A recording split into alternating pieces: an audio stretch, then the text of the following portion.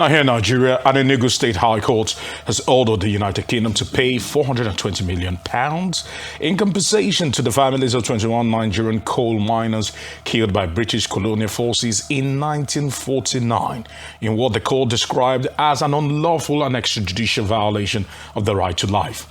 Delivering this landmark judgment, Justice Anthony Onovo held that the British government is liable for the Eva Valley massacre and directed it to pay £20 million to each family with 10% post-judgment interest until full payment. The court also ordered a formal apology to be published in national newspapers in Nigeria and the United Kingdom and urged the Nigerian government to pursue diplomatic engagement within 60 days to enforce the ruling. Arise News analyst Dayo Sobowale joins us now for more on this. I want to say thank you very much for joining us this afternoon. It's a pleasure. Welcome to Newsday. Right. And some are seeing this as a massive welcome development and judgment on this particular issue. But the elephant in the room a lot of people are asking is, how do we enforce this? This is not the first of its kind. A lot have not seen the light of the day. Right. You see, I've never been in favor of retaliation, either now or in the past. I believe we should move on.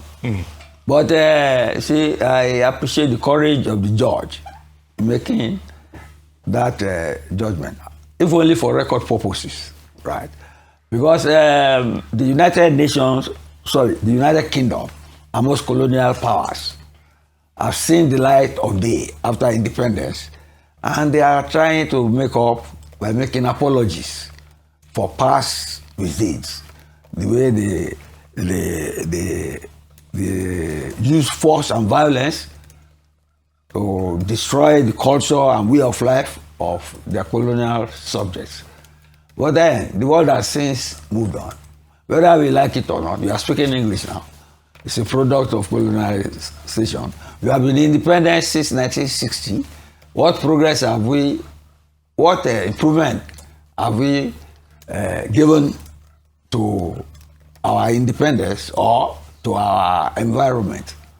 So I don't believe in retrospective justice, but the judge has done it. How it's going to be implemented is another matter. Whether it is, they said they should do something within 60 days. I'm sure you will have problem with the Nigerian government accessing the UK government to do this. With regard to apology, they have always done that for slave trade and all that.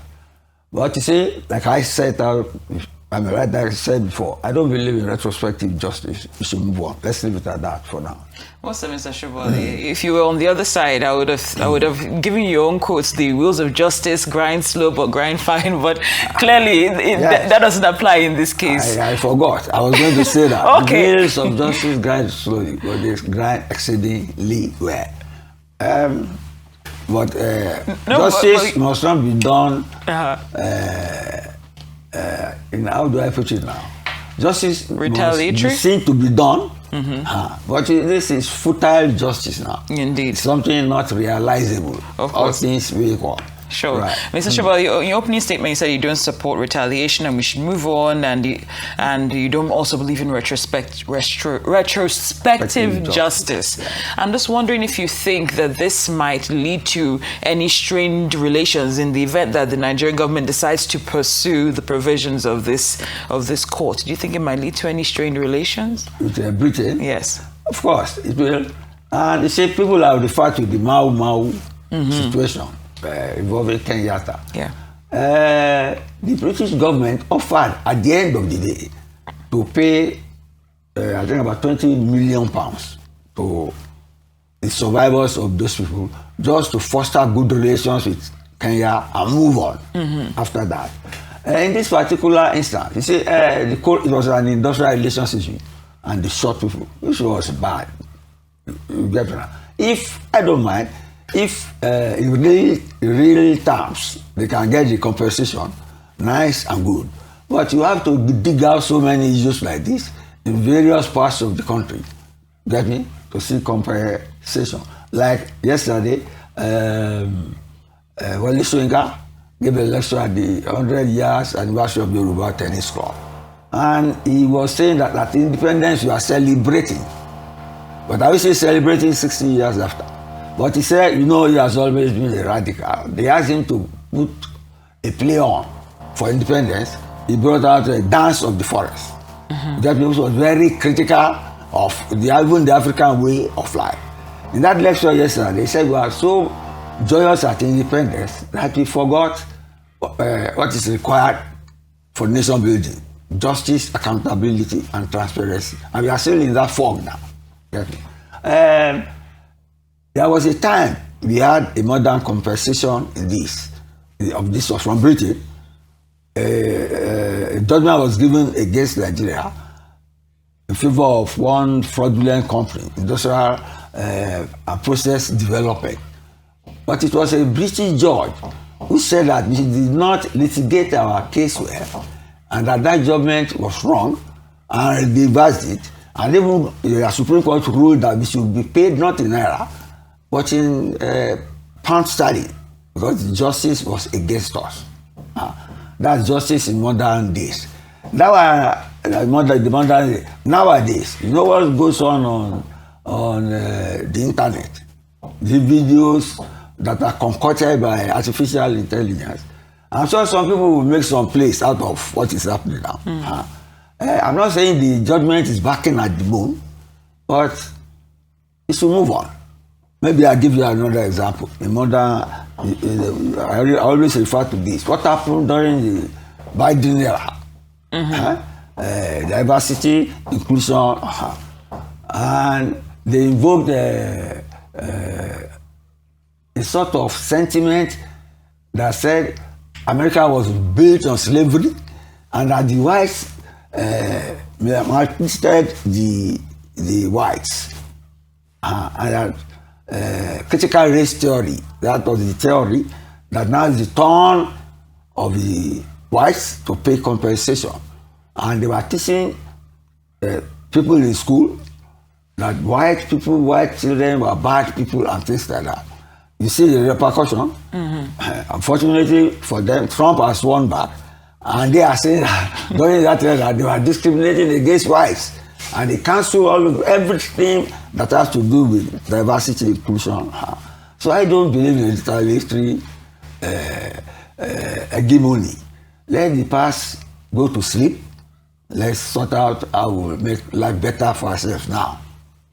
All right, since you mentioned a couple of things. Yes. You mentioned backing at the moon, and also touched on the 40 acres and a mule at a certain, that an American concept that says that some slave, critical race theory. Yes, were being owed certain things. They are still looking for compensation in California. Yes, I know they. Blacks. I know they are. So that's why I mentioned 40 acres and a mule there. So now coming to where we are, I want to look at it from this different dimension.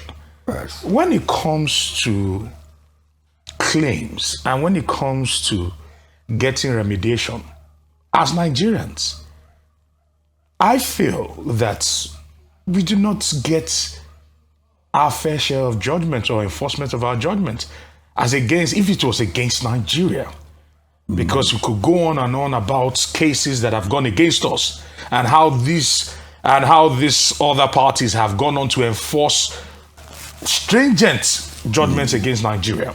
Case in point, Bakasia, we could go on and on. But when it comes to Nigeria, we know we've made progress with the repatriation of some artifacts, but you and I know this, that is still a drop in the ocean. But what the Ogoni thing we saw now, you know, Shell was found guilty. Yes. And they paid reparations. They paid a lot. Shell paid a lot. A lot. And people are still suing them.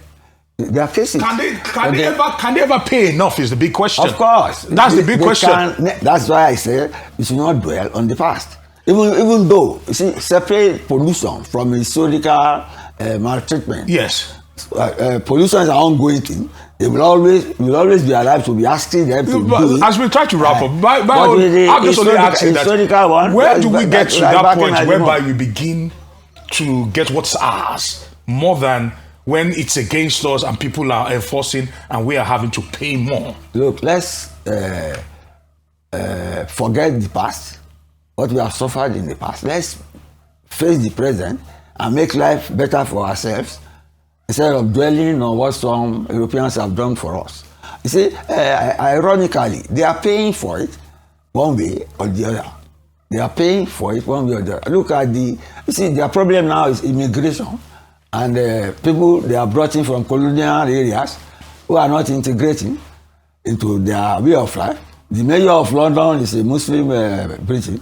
The mayor of New York, I see that as divine intervention and retaliation to deal with them. But that has not, it doesn't have any bearing with what happens in Africa or in Nigeria, for example. But how does it not? What are we talking about? You might call it poetic justice, but it doesn't have any bearing. So you know poetic justice? That is exactly what it is. Okay. If you say so. They will face their own nemesis, one way or the other. All right. Let's move on with modernity and improving our way of life. Thank you very much. Indeed. We have so much that we need to focus on. Government has so much it needs to do to make life easier. Mr. Dayo Sobowale, Rise News analyst, many thanks for joining us here on Newsday. Thank you for your time.